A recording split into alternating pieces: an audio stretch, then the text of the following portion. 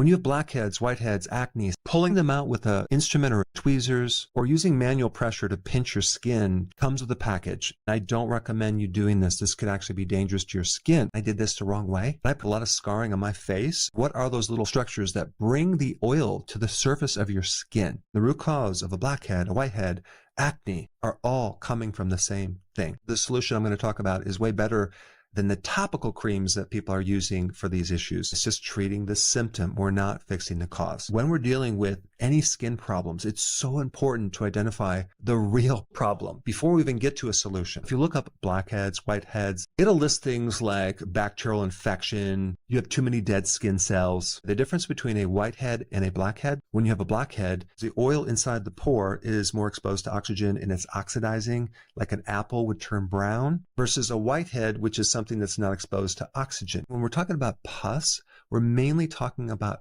oil. One big confusion of the actual problem is thinking that the person is just producing too much oil, and that's what's causing this whole problem. Some of these topical creams do work, at least temporarily. I'm also talking about another cream called annatto extract, which is loaded with a very special type of vitamin E, which does help control the oil to some degree. One of the big things that I want to share with you is that a lot of people actually are solving the wrong problem. That is actually not true. It's not the excess oil production. The real problem is this.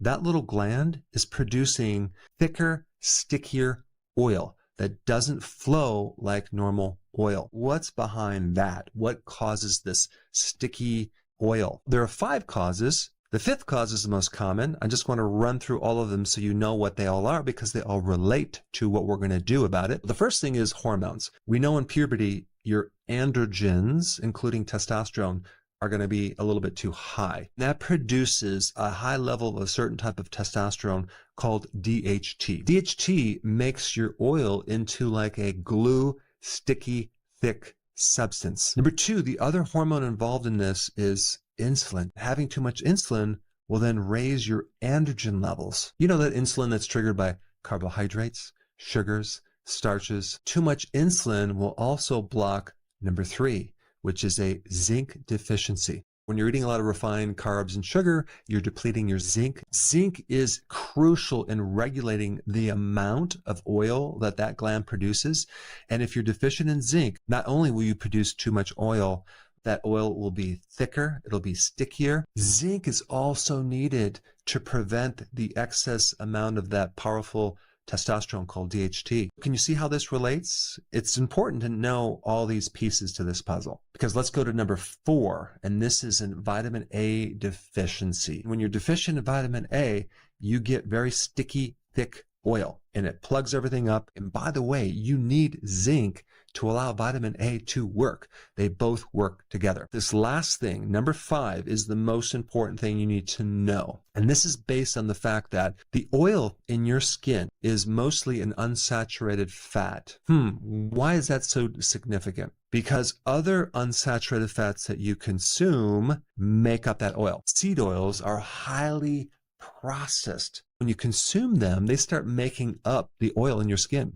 Now we don't have something natural. We have something very highly pro-inflammatory. All that seed oil will build up in your liver and prevent you from making enough bile to be able to even absorb fat-soluble vitamins like vitamin A, vitamin D, vitamin E, vitamin K. You need a healthy liver to get enough vitamin A for your body to actually have good skin. We're dealing with an industrial oil that should never be in our diet. Unfortunately, these seed oils will stay in your body for literally 1.5 years to up to 2 years. So you're going to have to avoid seed oils for a good amount of time. What type of foods are creating this problem? Well, ultra-processed foods are creating this problem. Because what's in an ultra-processed food? Refined sugars, and we have refined starches. And I don't know if you know this, but the more refined sugar you eat, the more refined starch you eat, the more you deplete yourself of zinc. And all these processed ingredients destroy the liver, which actually prevents you from even using vitamin A in the first place. And on top of all that, the sugar, the starch will really jack up your insulin levels, as well as the seed oils will also create insulin resistance, which will then cause your body to make more insulin. Your skin is getting hit from every angle. Let's look at the opposite of that. What should we be eating to keep our androgens low, our insulin low, to have enough zinc, to have enough vitamin A, low carbohydrate, okay? We don't want to eat sugar or starch. Your skin's going to start to heal. In addition to reducing the seed oils, there's other foods that are high in omega-6 fatty acids as well. And that would also be animals that are fed grains, like chicken. The eggs from chicken could potentially make things worse, and even pigs that are fed grain. And this is why I'm going to recommend consuming grass-fed beef, lamb, wild-caught fish, sardines, shellfish, which is high in zinc. And by the way, red meat is loaded with zinc, but you can get your vitamin A from grass-fed butter, as well as from grass-fed beef liver, and cod liver oil is loaded with vitamin A. This simple switch from avoiding these junk foods and eating these healthy foods will get at the root of your skin problems in the fastest way possible without having to cope and treat the symptom anymore. Thanks for watching, and I will see you in the next video. Hey, before you leave, I just wanted to give you a little quick history on some of the books that I wrote. This was one of the first books. It's called Dr. Berg Body Shapes. It was my attempt at writing about body types. What was very interesting about this book is I actually did all the images myself. Don't ask me why. They look actually not quite as professional as some of the images that I have in the new book. But anyway, this is my first attempt right here called Dr. Berg's Body Shape Diets. And then I wrote a book more extensive called The 7 Principles of Fat Burning. I don't even have a copy anymore, actually, because it's outdated. The next book, I put about 1,000 hours into this one right here called The New Body Type Guide. Major updates on the body types. I put a lot of energy into this. It has professional images, graphics, all sorts of things. Now, the problem with this book is it doesn't really describe what this is really about. Body types are only a small portion of what's in this book. And that's why I changed the name to the Healthy Keto Plan, okay? If you happen to have this book, you don't really need this book because there's only very, very minor updates. But if you don't have this, you need to get this one right here. This book goes into every single detail that you would ever want to know about.